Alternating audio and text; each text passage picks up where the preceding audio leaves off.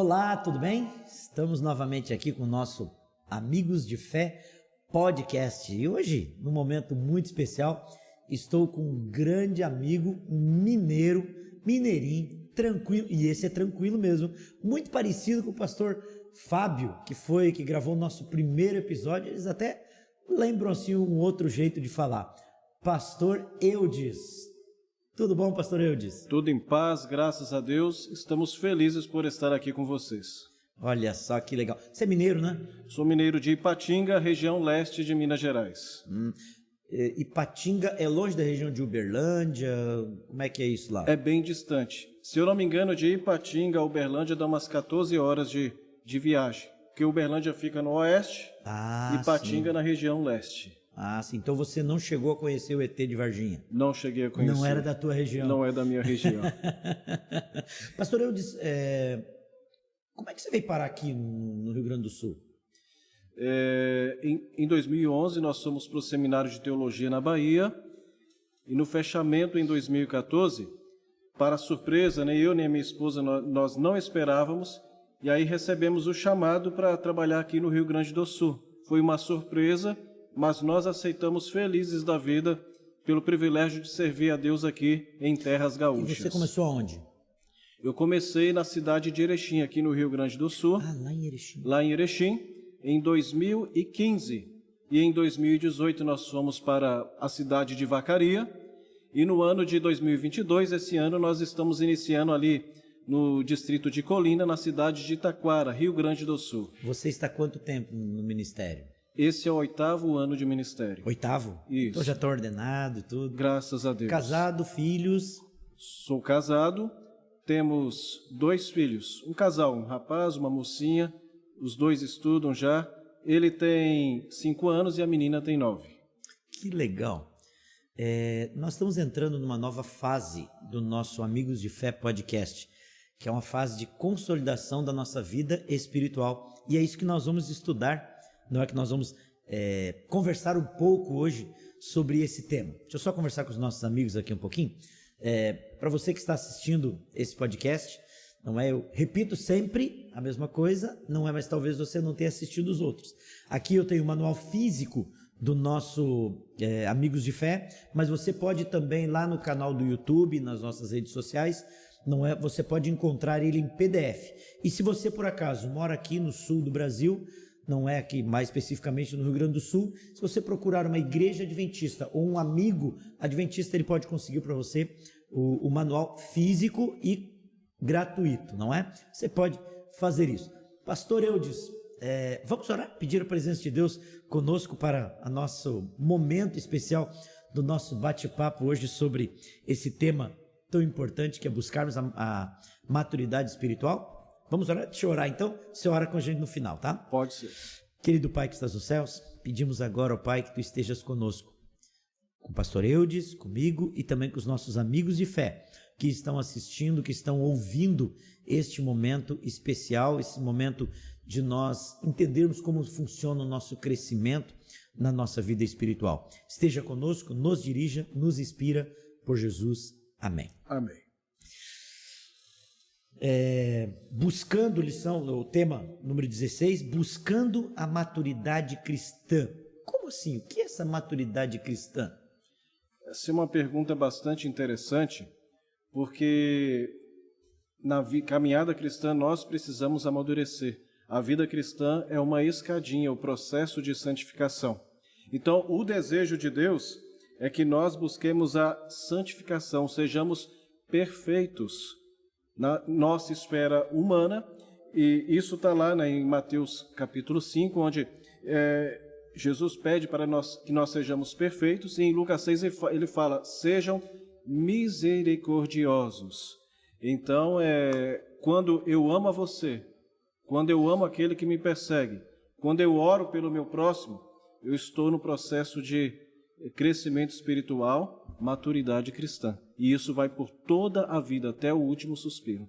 Que legal. O que Deus quer de nós? Por que Ele quer essa maturidade? Qual o desejo de Deus para a nossa vida com isso? É crescimento espiritual. Não podemos continuar sendo crianças a vida toda. E a cada dia, a cada ano que se passa... Mas como que eu cresço espiritualmente? Eu já sou batizado, eu já entreguei meu coração para Jesus, logo uma vez salvo, talvez para sempre. Como é que é isso? É por crescer por quê? Eu já sou adulto. Esse crescimento, ele vem através de joelho no chão, oração, estudo da Bíblia, conhecimento da palavra, intimidade com Deus, o Espírito Santo trabalhando no nosso coração, e o próprio Deus coloca amor no nosso coração, e nós vamos aprendendo então a olhar a vida de uma maneira diferente, ter amor para com o nosso irmão. E é por isso que, por exemplo, em 1 Tessalonicenses 3,12, Paulo escreveu que "E o Senhor vos faça crescer e aumentar no amor uns para os outros." Nós temos alguns textos aqui sobre maturidade cristã, que é sobre amar o próximo. Amar, porque nós temos a tendência, no natural, de querer ser egoísta, querer tudo para mim. E Deus me mostra que eu devo enxergar a vida de uma maneira diferente. Interessante, não é? Porque a gente, quando pensa em crescimento espiritual, a gente pensa crescer espiritualmente é não beber, não fumar, não fazer isso, não fazer aquilo, não é um monte de coisa de não fazer. Mas na verdade, quando a gente vai para a Bíblia, não é a maior demonstração de crescimento, é aprender a amar, né? Aprender a amar. Foi o que Deus fez por nós. Ele em João 3,16, diz que Ele enviou Jesus. Deus amou o mundo de tal maneira que deu seu Filho unigênito para que todo que nele crê não pereça, mas tenha vida eterna. Mas tenha vida eterna. Então, Deus deu. O desejo de Deus é que eu ajude, faça a diferença na vida das pessoas. E é interessante que a psicologia, a neurociência, ela traz estudos sobre isso, de que fazer a diferença, ajudar as pessoas, traz uma satisfação, não só para o próximo, mas principalmente para mim, faz bem para mim. Eu sinto paz de espírito. E Deus deseja que nós cresçamos na vida cristã. Por isso, o apóstolo Pedro, em 1 Pedro 3,8, ele fala o seguinte: "Finalmente, sede todos de igual ânimos, compadecidos fraternalmente, amigos, misericordiosos e humildes."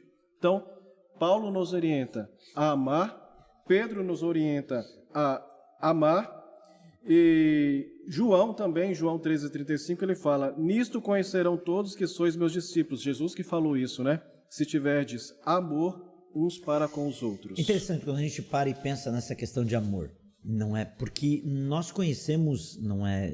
E amor é a essência do cristianismo, né? É a essência de Deus. A Bíblia nos diz, Deus é amor, não é? Se Deus é amor, para crescer como cristão, para crescer como pessoa, não é? Para ser um discípulo de Deus e poder discipular pessoas, eu preciso amar as pessoas. E é interessante o texto que você acabou de ler, você acabou de mencionar, São João 3,16, o texto diz: "Porque Deus amou o mundo." O amor de Deus é para com o mundo, todos, alto, baixo. Talvez eu já tenha falado isso em algum momento dos nossos podcasts, que esse já é o nosso 16º, não é? Então, 16 lições, é possível que eu me repita em algumas coisas, não é? Mas o texto diz, não é? Porque Deus amou o mundo, Deus ama todos, o alto, o baixo, o rico, o pobre, o feio, o bonito, não é? Deus ama a todos. E de que maneira? De entregar o seu filho. Ele é o nosso maior exemplo, não é, pastor Eudes? Você me fez lembrar de algo interessante. Há algum tempo atrás, haviam pessoas que estavam estudando a Bíblia, falando da palavra de Deus, e aí essa pessoa que estava estudando a Bíblia estava reformando a casa, e do lado da casa dela morava um cristão.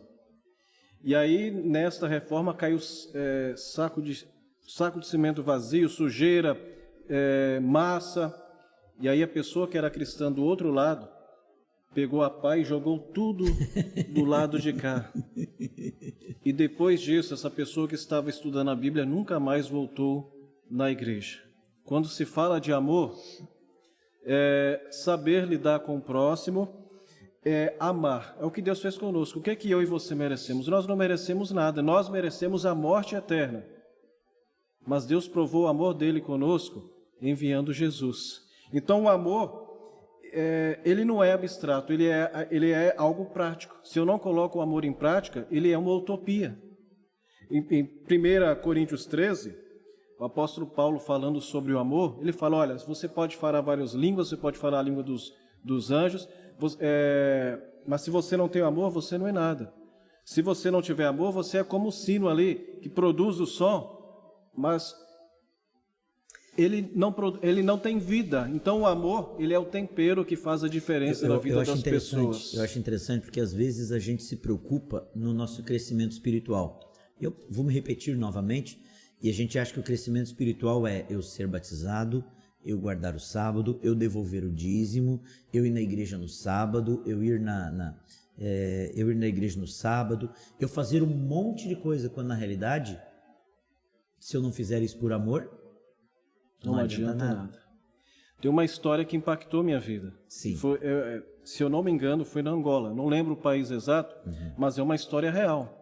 Pastor Mark Philly estava fazendo um trabalho naquele país lá da África, e uma senhora contou a história dela para ele assim, que há muito tempo atrás, um grupo invadiu a igreja, teve vários mortos ali, o marido dela também foi morto, teve muito sangue mesmo, e depois disso ela continuou firme na caminhada cristã, e fazendo um trabalho na prisão, visitando aqueles que estavam presos. E um jovem olhou para ela, você lembra de mim? E ela disse, eu não lembro. E aí ele disse, né? Eu sou a pessoa que matou o seu marido. E aí as lágrimas começaram a escorrer nos olhos dela, e ela trouxe algo surpreendente. Você gostaria de estudar a Bíblia comigo? Você destruiu a minha vida. O marido dela era um pastor da igreja lá. Você destruiu a minha vida. Mas eu gostaria de estudar, de mostrar Jesus para você, para que a sua vida fosse mudada. Nossa. Ele foi batizado, e por incrível que pareça, depois ela o adotou como filho, levou para casa. O amor, quando nós temos a paz de Jesus dentro do coração, isso é amadurecimento. O Espírito Santo, a dependência de Deus, Deus trabalhando na nossa vida.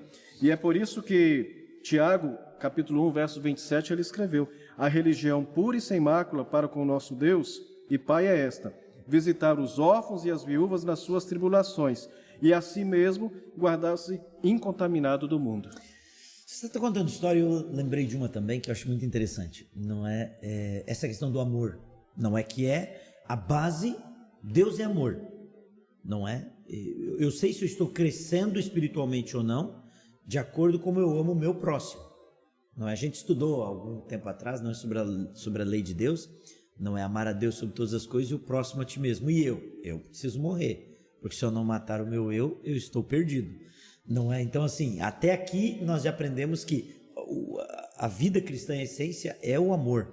E quando nós avançamos um pouquinho aqui, nós vemos que primeiro eu preciso ler a Bíblia, preciso orar, preciso ter contato com Deus, preciso entender o amor de Deus, para depois eu ir ajudar os outros.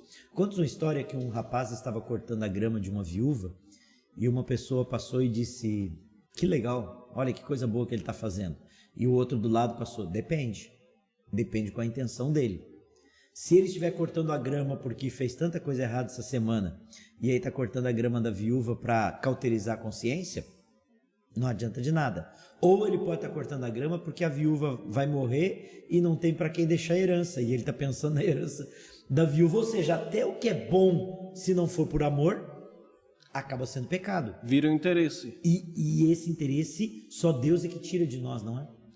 O amor, 1 Coríntios 13, né? O amor não busca o seu próprio interesse. Quando se faz por amor, nós fazemos para Deus e pensando no bem-estar da pessoa sem querer nada em troca, porque o amor não busca os seus próprios interesses. Então, isso é algo interessante que você falou. Por que eu estou fazendo? Eu estou fazendo para ser visto pelos homens? Eu estou fazendo para passar a imagem de que eu sou bonzinho, eu sou um cara legal? Ou eu estou fazendo porque o amor de Deus está no meu coração e eu me sinto bem em ajudar as pessoas? Qual era a marca dos discípulos e que pode ser a marca nossa como discípulo de Jesus e discipulando pessoas que estão ao nosso redor? A lição nos fala, não é? Que essa marca é o amor não é a bondade o se preocupar com os outros, não é? É por isso que Tiago 4,17 diz assim: portanto, aquele que sabe que deve fazer o bem e não o faz, nisso está pecando. Então, eu preciso permitir que Deus fale no meu coração, que eu tenha um encontro com Deus, para o amor ser algo real na minha vida. Eu preciso experimentar, ter experiência com Deus, assim como os discípulos que antes, ficavam disputando quem ia sentar à direita, à esquerda, quem seria o maior, e depois eles estavam dispostos a morrer pelo Mestre e ajudar uns aos outros. Ok, mas então, pelo que a gente está falando aqui, nós falamos de amor, nós falamos de ajudar o próximo, nós falamos... O cristianismo é só isso? É interessante, né? Às vezes as pessoas querem substituir a fidelidade a Deus pelo amor. Não é o que muitos dizem? Não, o importante é amar o próximo, o importante é amar os outros. Eu até, talvez você já tenha escutado essa frase. Não, eu sou uma pessoa boa, eu não mato, não roubo e não faço mal para ninguém. Então, tá bom, basta isso na vida espiritual? Não, nós temos que reconhecer quem nós somos. Eu confesso os meus pecados para Deus, Ele transforma o meu coração e agora eu vivo a vida de santificação porque eu tive o encontro com Jesus Cristo. Então, esse amor, ele ocorre porque eu já fui perdoado, eu tive o encontro com Jesus Cristo e eu estou disposto a obedecer a Deus. Eu faço aquilo que está de acordo com a palavra de Deus e Deus é o Senhor da minha vida. Eu achei interessante um dos temas aqui que nós temos, acho que é a pergunta 8 do manual, você que tem o seu manual aí. Na pergunta 8 tem um tema ali muito interessante que eu achei. Fazer o bem é um dever ou uma opção, segundo Tiago 4,17. Fazer o bem é o dever, só que a nossa natureza carnal pode nos puxar para não fazer. É por isso que fazer o bem, no estado em que nós estamos, é algo espiritual. E com Jesus Cristo, Ele muda a nossa maneira de pensar, de agir, e quando nós estamos com Jesus Cristo, nós enxergamos a vida de uma maneira diferente. E aí nós fazemos o bem, porque Jesus habita no nosso coração. Ok. Esse tema é um tema para quem já está andando alguns passos na vida espiritual. Uhum. Provavelmente muitos dos nossos amigos que estão assistindo esse podcast já se batizaram. Como é que eu aplico isso na minha vida prática, na minha vida diária? Na vida prática, como se revela essa questão do amor, da bondade, da misericórdia na minha vida prática, no meu crescimento, que é o nosso tema, o nosso crescimento da vida espiritual. O que eu devo buscar?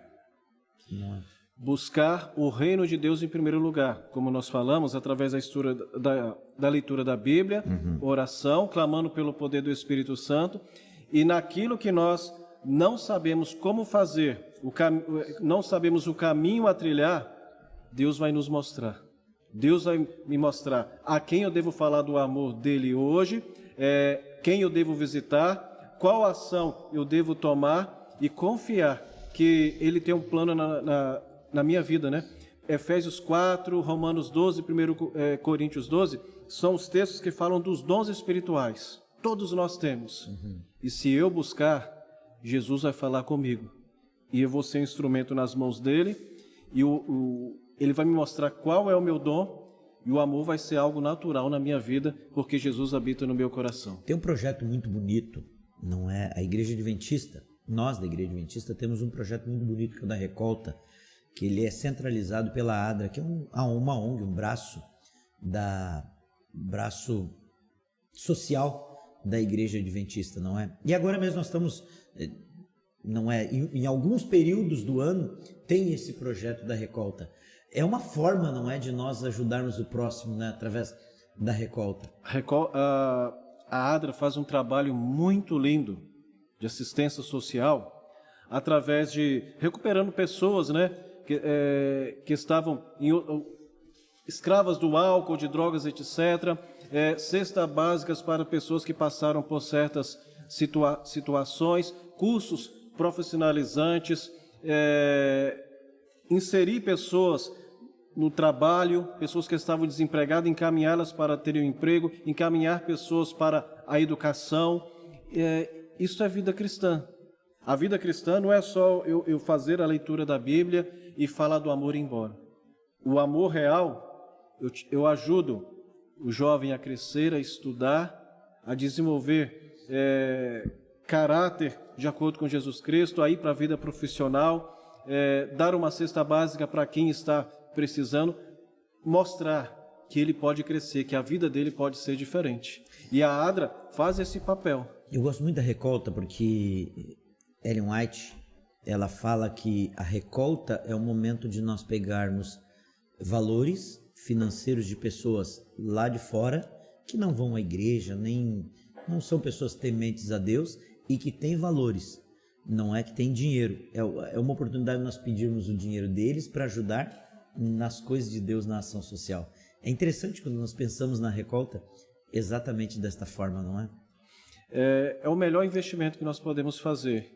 Investir na salvação de pessoas e saber que o nosso dinheiro foi utilizado para fazer a diferença na vida de alguém. E essa gratidão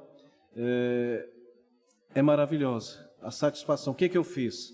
Não, meu dinheiro foi utilizado em boa coisa, fazer a diferença na vida de alguém. Sim, e o tema, o nosso manual vem falando, né? Quando nós ajudamos alguém, a gente acaba recebendo mais do que dando, né? Jesus falou em Mateus 25, olha, quando você foi na prisão, foi a mim que você me visitou. Quando você vestiu aquele que estava com pouca roupa, foi a mim que você me vestiu. Quando você deu um copo de água para alguém que estava precisando, foi a mim que você deu um copo de água. E Tiago fala sobre isso, Jesus falou sobre isso, Paulo falou sobre isso, e nós precisamos ser imitadores de Jesus. Se misturar com as pessoas, utilizar o método de Cristo, né, que está no Ciência do Bom Viver, que se misturar com as pessoas, chamar a atenção, fazer a diferença na vida delas e depois apresentar a palavra. Quando a gente analisa o céu, nós tivemos um grande conflito lá. Deus, que é essencialmente amor, e Lúcifer, que é essencialmente egoísmo, não é? Lúcifer é essencialmente egoísmo. E aí depois eu gosto de pensar assim, pastor, que quando a gente faz uma linha de cima para baixo, no Éden, Eva demonstrou amor para com quem? Ela quis ter mais conhecimento. Adão ficou com a mulher. E aí quando a gente vai andando, Davi, quando adulterou com Betseba, Pedro diz, não, eu não vou te negar. Sempre o pecado está atrelado ao eu não. Quando Pedro negou Jesus, eu não. Não é sempre eu não. E quando nós vamos para o outro lado, que é Deus não, eu sim. Jesus no Getsemane, né? Pai, se possível, passa de mim esse cálice, mas se não for possível, eu vou. Como você citou muito bem, Gênesis 1, 2, tudo que Deus criou era muito bom. Sim. Gênesis 3, a entrada do pecado.